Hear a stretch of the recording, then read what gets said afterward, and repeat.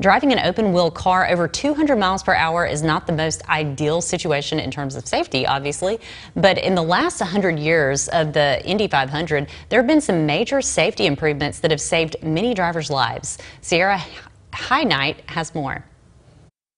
Of turn number 3, but Ryan Norman leads the way in a spin. Crashes like this happen all the time in racing, and now oftentimes drivers are able to walk away with only a few bruises, but that hasn't always been the case. To seat belts, to helmets, to fire suits.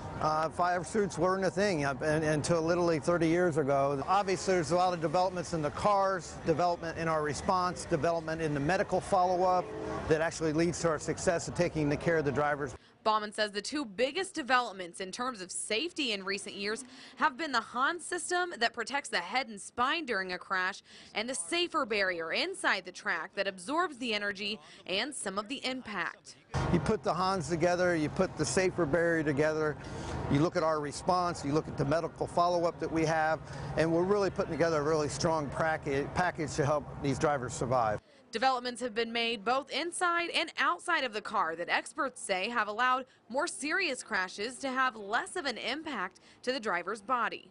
And the driver is enclosed in that safety cell, and basically the car disintegrates around that safety cell when they have an impact. They dissipate a lot of energy on impact. A lot of the debris comes off. We have a large debris field, but every piece that breaks off the car is energy that the driver is not feeling. Baumann says impact and significant injuries to the head are the current leading causes in driver deaths. A 100-mile impact in these cars is nothing. You know, even 150 mile an hour is a pretty good hit for these drivers, but it's nothing that we would ever survive out on the street in a street car.